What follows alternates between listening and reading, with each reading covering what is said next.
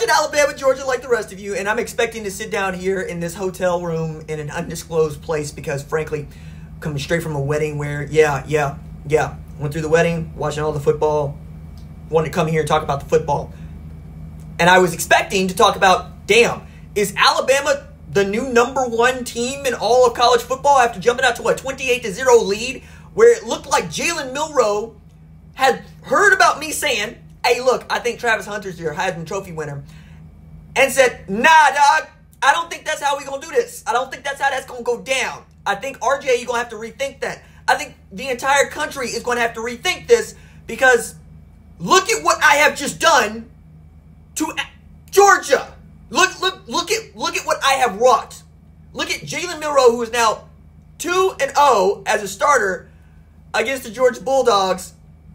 First in the SEC championship game, and then in a game that we all thought going into the season was going to be the biggest of the entire season. And it still damn well might be. But I think we got to start back with looking at the score here. It's 41-34.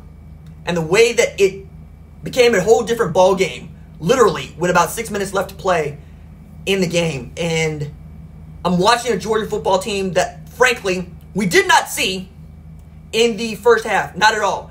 I don't think I've ever seen Carson Beck look so bad. I don't think I've ever seen Mike Bobo call such a terrible game.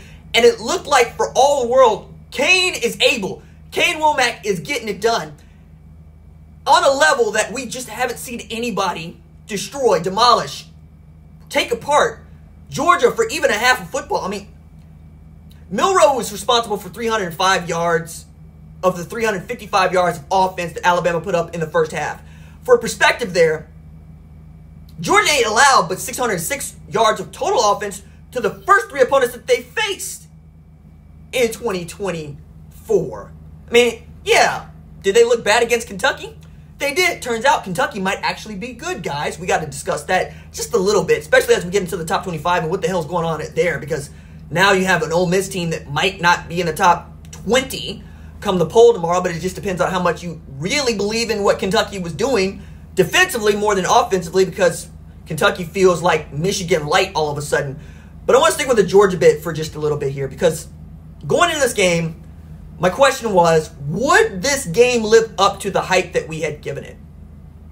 Number 2 Georgia at number 4 Alabama. The sport that we love, it loves a monarch.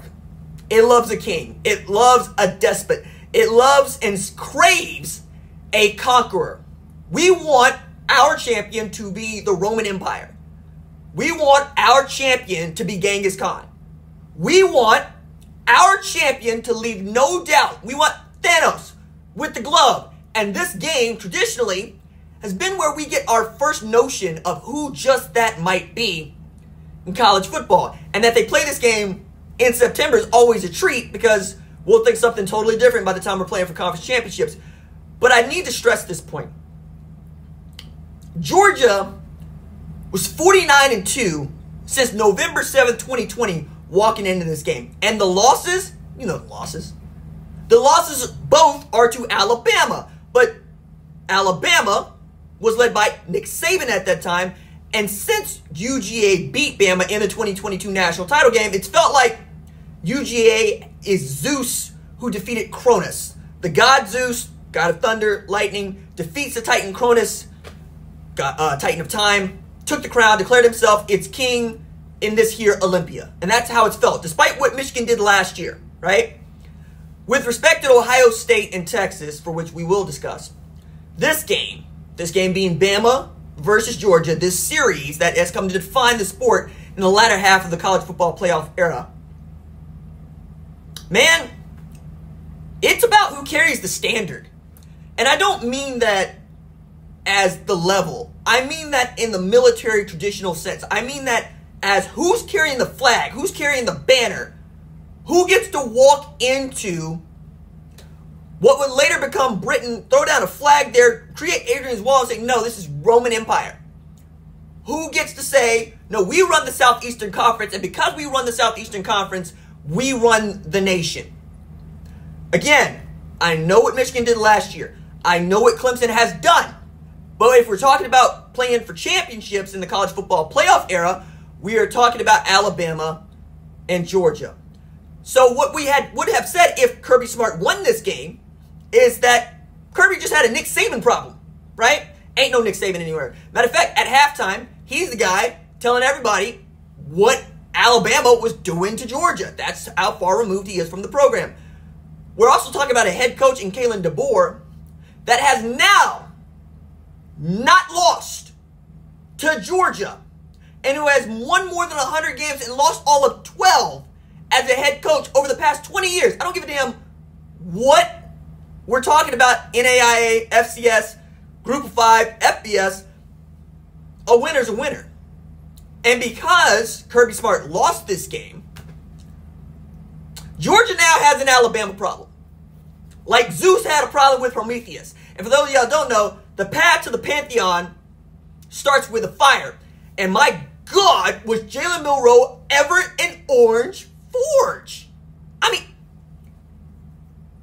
Milroe had a game of games. Like, I really need to make sure that I get this right. So I'm going to check the stats on this because I stopped watching the stats after I'm watching what Ryan Williams is doing. What that spin move, man? Get that Warlock stuff out of here, dog. Like, everybody's going to keep telling you how that dude is 17 years old because he is 17 years old and because he did reclassify. But him being 17 years old and reclassifying just, for me, points to, A, we got to start talking about Jalen Milroe and Ryan Williams as one of the best tandems college football, right? Alongside Shedeur Sanders and Travis Hunter. Depending on how you feel about Noah Fafita and Teratoa McMillan, right? We keep going down the line on this. Will Howard, Jeremiah Smith feels more like JJ than Will Howard, but you get my point there. So Milroe had 374 pass yards, 2 TDs, and a pick, and 117 rush yards on just 16 carries, 2 TDs. I swear, I thought this was going to be the game that really won Milroe the Heisman Trophy if it was a rout. And it felt for all the world like it was going to be a rout. And then the Carson Beck that we saw in the first half disappeared. By the end of the first half of that game, I was telling anybody that would listen, take that man off the Heisman odds. I don't want to see his name anymore. Get him out of here. We've seen all we need to see from Carson Beck. And what did he come back with? 27 of 50, 439, 3 TDs to go with those 3 INTs. Has me asking this question in earnest, as Arian Smith had 132 receiving yards on just 6 catches. What if he played like that the whole damn game? What if we got... Do you realize that we have Kirby Smart playing against an Alabama team and they came up with 1,000 yards of offense between the two offenses? Like, what is it? 547 for Alabama, 519 for Georgia. Any other time you tell me that Georgia puts up 519 yards of offense, I'm going to tell you they won 66-7. I'm going to tell you they stomped a mud hole in whoever it is they're playing and they walked it dry. And all of that was Beck, by the way, because Trevor Etienne wasn't doing much of nothing. 80 rush yards for them, 4 turnovers for Georgia to 1 for Alabama. And yet and still, they had a shot at the end to win the damn game. You go get that 6, you go for 2, you win the game by a point. So if anything, we can't drop Georgia as far as we would like to, or so I believe, right? And I'm not sure that Alabama right now is a better football team than a fully healthy Texas, but I got to think about it.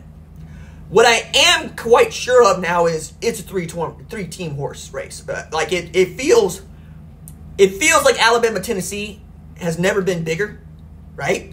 And it feels like Texas versus Georgia is not as sexy as it once was, but it's still sexy, right? And because we no longer have divisions, there's still a lot of teams that are up for this. I mean, talking about Ole Miss and Kentucky, Lane Kiffin had said with a straight face, look here, man, our non-conference schedule don't mean nothing, much of nothing. And you know what? He was right, because Kentucky showed up with a brick and threw it across their face. And they got that W, 20-17. Also has me going, okay, so is Kentucky only going to be playing teams well if they got a ranking next to them? Because I watched that team get browbeat by South Carolina. Make me understand, Kentucky. Because you still can't move the ball offensively unless it's Brock Vandergrift throwing the dang key. And all I'm going to do is try to take that dude away and make you beat me with somebody like Barry and Brown. But that's where we at right now.